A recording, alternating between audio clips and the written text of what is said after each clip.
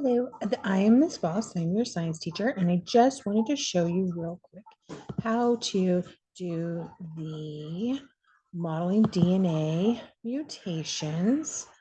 And I have a help document created for it. And this is the help document that you can see here.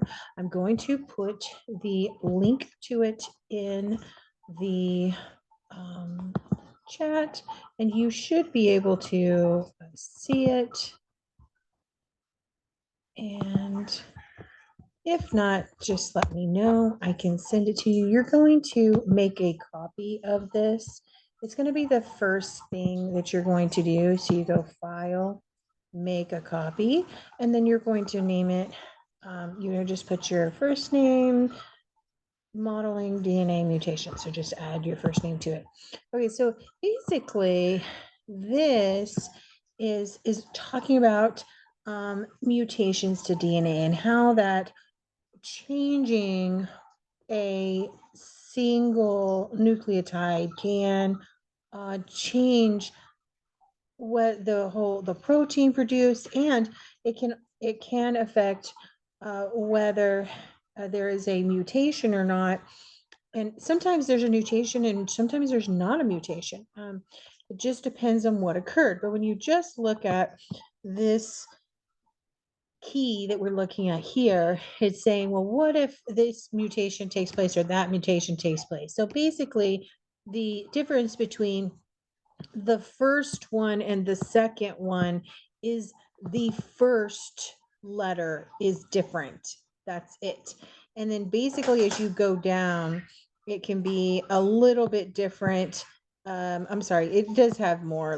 So this says TTC, and then this says ACC. Some of them are only one letter difference. But notice that even though this is TCC, and this one is ACC, that they're still coding for protein A. And then the other next, you can see that all three of these top ones are protein coding for protein A, and then they have a neutral mutation. So it doesn't, if the mutation doesn't change anything, it doesn't cause any positive or negative effects. The next ones have, so they're going to have some changes over here to the DNA strands. And what takes place is that they are changing the protein. So these next three, the protein is B, and it is a beneficial mutation.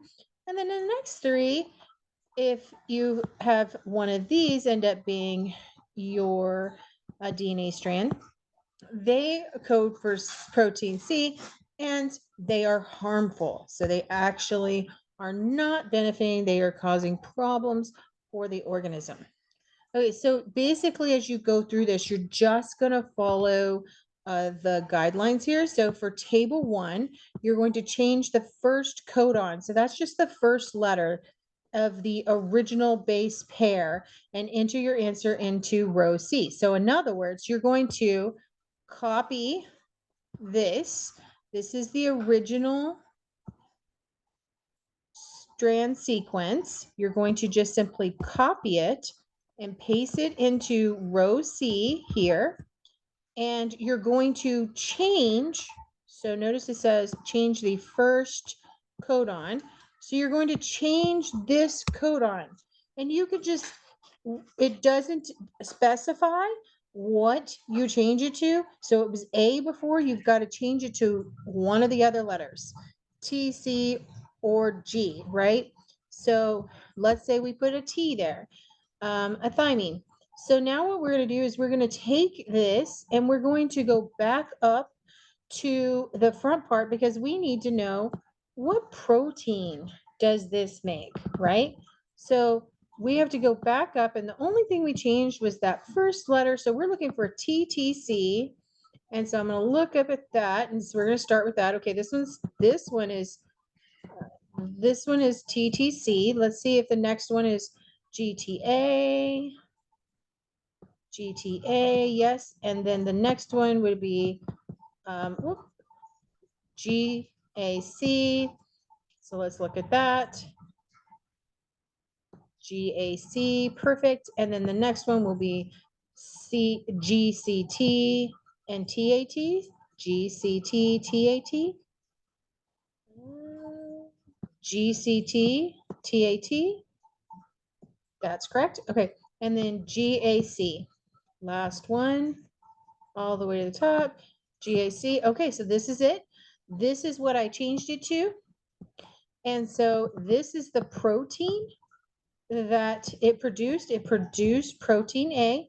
So then I'm going to come down into column D, that's this one, and I'm going to put in protein A. Now I need to know, I'm going to answer E here, which says, what effect did the mutation have? So we'll go back up to the chart and we'll say, oh, it was a neutral mutation. It didn't affect it. And you paste that there. So that's what you're going to do for each of them. So change the second codon. So now you're going to copy this, paste it down here, and you're going to change the second one. So this one here, that's it. You're going to change that one there. The codon thymine, change it to whatever that other choices. So you can, it's a T, it's a thymine, so you can change it to C, G, or A.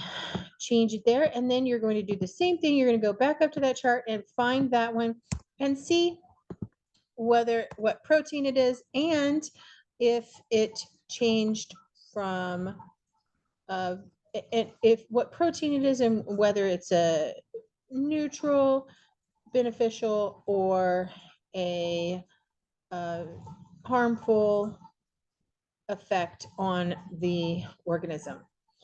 So each of these are the same. You just do the same thing. You just follow those guidance, right? Because each one's a third codon, cytosine, right? It says change them all. So which ones, it tells you what to do. And then you're going to answer these questions to summarize what you've done in this project. So you're just going to basically look at what you did. So how did you model mutations in this project? So in this case, you don't actually have to create the models, but I do want you to look at them and kind of understand what is going on. And I want you to put kind of a brief explanation there. And then how are the three mutated strands similar to each other? And think of the type of mutations model. So some of them, you know, what kind of mutations did they have? How are three mutated strands different from each other? Okay, so you're just answering those questions and then you would be done with that. This is just a reprinting of that same chart above, and that's it. If you have any questions, please do reach out to me. Text or sending a Google chat is fastest. Look forward to talking to you. Bye.